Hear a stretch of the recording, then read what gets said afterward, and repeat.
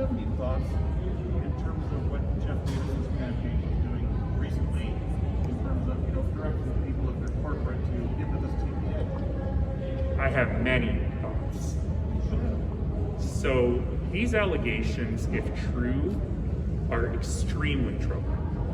They are a violation of the spirit of the law, as well as potentially a violation of the law itself. This is simple. Corporate and union donations are not allowed in campaigns. You cannot use a third-party advertiser to launder corporate donations so they end up in your campaign. This is really, really bad. It's deeply problematic if in fact that is what's happened. And I would argue that Councillor Davison's campaign manager's response, Mr. Charlebois' response, and I'll remind folks that if you Google Mr. Charlebois' name, the third link is about issues with potentially illegal campaign donations that were made when he was the executive director of the PC party.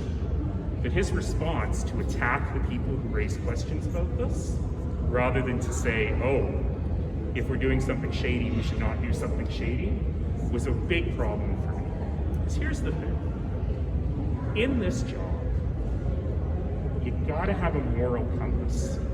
You gotta have a true north. Because things will land on you every single day that will test your ethical fiber. And you've got to understand that it's not always going to a lawyer and looking for a technicality. It's not always trying to talk your way out of something or trying to define what the word collusion means. It's about doing what's right. And if you're more focused on getting money for your campaign than you are on following the letter of the law and the spirit of the law, then I really have to question where that moral compass is for you to be able to move forward. Now, I will note something that hasn't been noted yet, which is there is another third-party advertiser that is set up by someone who's a close ally of another candidate in the election. And I haven't heard anything about that yet. But I need to remind everybody that third-party advertisers are third parties. They're not US-style political action committees. They should not be set up to support one candidate. And there certainly can be no discussion or collusion between the campaign and the advertiser, and it's quite clear to me from reading the media reports that the advertiser in this case and the campaign are acting as one and the same, and that's a big problem. When that legislation came out, should that kind of change the game for this upcoming election? Was this a concern that maybe you guys saw that? There was a lot of criticism there early on. Yeah, look, this is all the province's fault. Right? The province created this third-party advertising system with a ton of loopholes in it. I've spoken out against it for years and years and years. But I never thought that any campaign would allegedly, blatantly seek out the loopholes of this the way that it appears that this has happened here. Well, let's give Professor Nenshi a question. Collusion is a lawyer word. I don't want to go there. But can you help people understand the TPAs are effective like this? So where does the line blur between a candidate and a TPA that will support that candidate in terms of what they can do and what they can't do? I'm not aware of any other third-party advertisers that have been explicitly set up to support one candidate. There are a bunch who have a political philosophy. They might be more progressive, they might be more conservative, they may wish to endorse a slate of candidates like Councillor Keating's that he announced last week. That's totally legit. What you can't have is a third-party advertiser operating at the direction of a campaign or a campaign operating at the direction of a third-party advertiser. And the way that I read the email from the then campaign manager of Councillor Davison was, if you're an individual, you make a donation through this mechanism. If you're a corporation, that's illegal, so you do it through this mechanism. That is absolutely violating what the law is meant to say, which is that corporate union donations are not allowed.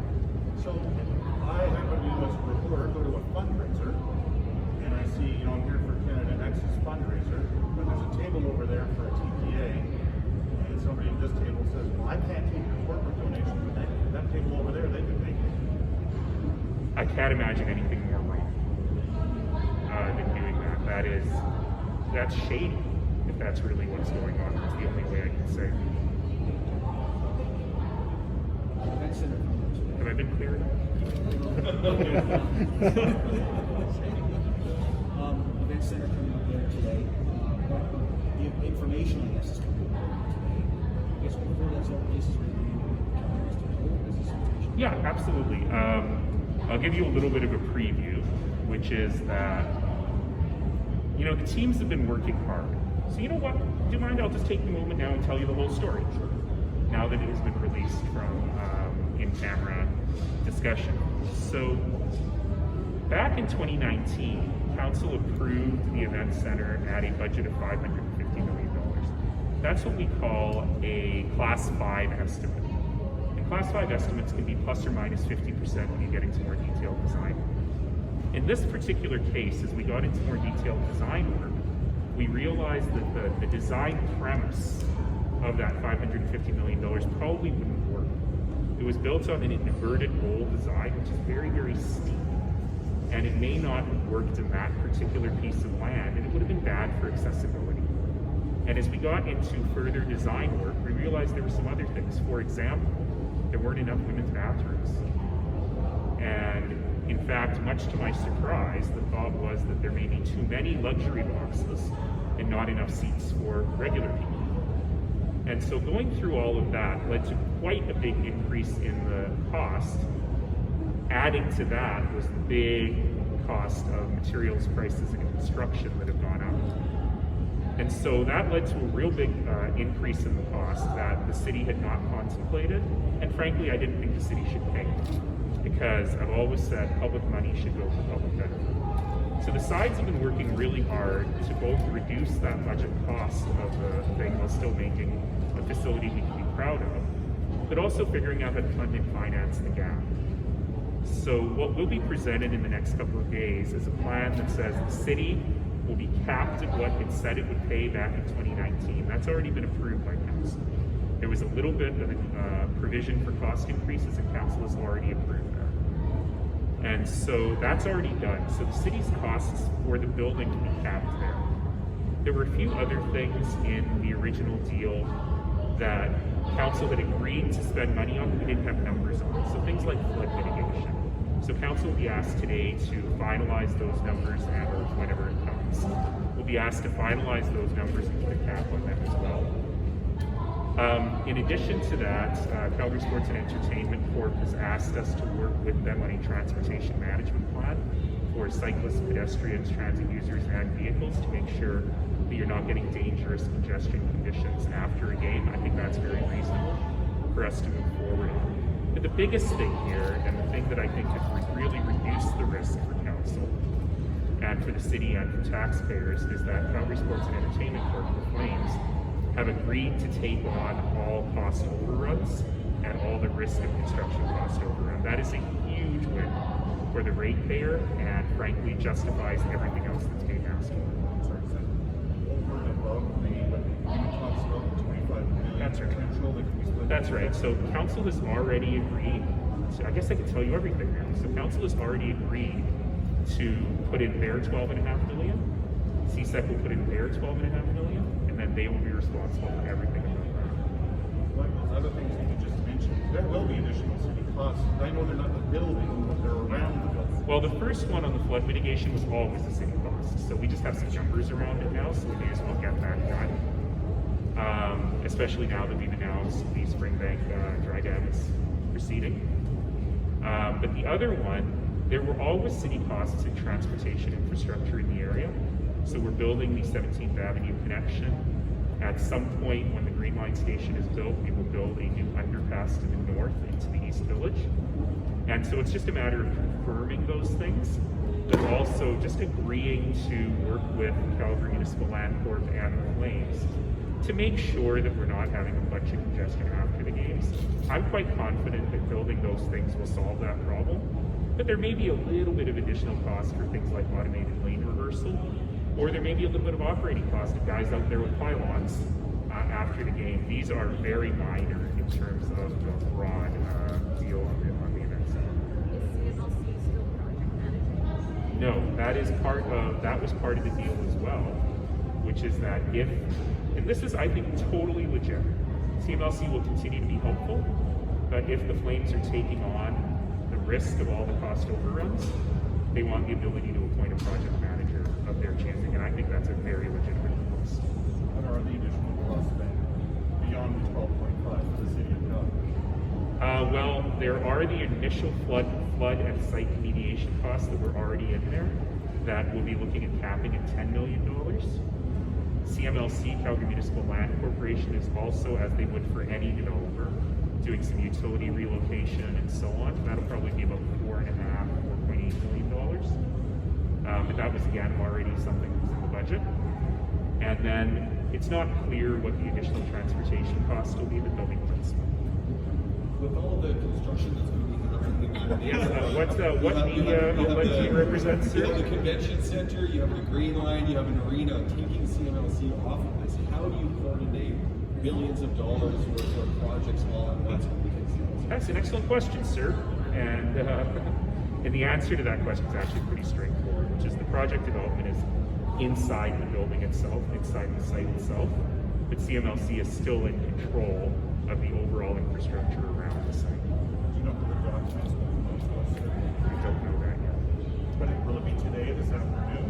I'm told that it'll be early this afternoon.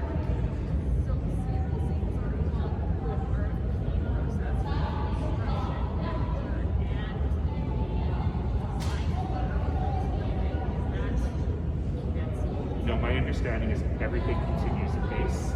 The only difference being that CMLC will not be the day-to-day development manager. My understanding is that for this entire thing to work, we must be at a groundbreaking stage by the very, very beginning of 2022, which means if council approves everything today, there's a very, very quick turnaround on the development permit applications, because the latest date for the Calgary Planning Commission to see that development permit would be at its November meeting. So to be crystal clear, what is council voting on today? It's not a reconsideration, right? So council is being asked to vote on actually some pretty small things because they've already approved the big things. So today they're being asked to, they've already agreed to remove CMLC as the development manager, but today they're being asked to approve a new development management agreement. They're being asked to cap the amount of funding for flood and site mitigation. They're being asked to work with CMLC and CSEC on that transportation event management plan. And then there's a fourth thing, which I'm not sure where council is going to go on, but it's a technical thing that has to do with financial security. CSEC is arguing that given that they are now responsible for cost overruns, they shouldn't have to put up a letter of credit to the city. It's a very technical thing, but it does mean about $1 million being paid to the bank instead of in the project, and I'm actually quite sympathetic to not giving the bank more money. What's in this for CSEC? They get an arena. How true? So why would they take this on? They want an arena. But in addition to that, I can't speak for them, but I do think that they feel that this will be a more streamlined process because they're on a tight timeline, right? You can't open the arena in the middle of a season. And so for them, I think the certainty on timeline is what really matters. How important is that? Is this discussion going to be in public, and how important is it for Calgarians to kind of know where we're at right now and what's going on? Well, as I've always said, and in fact it was one of our first guiding principles, was that while negotiations would happen in private, the public would always understand exactly what's happening.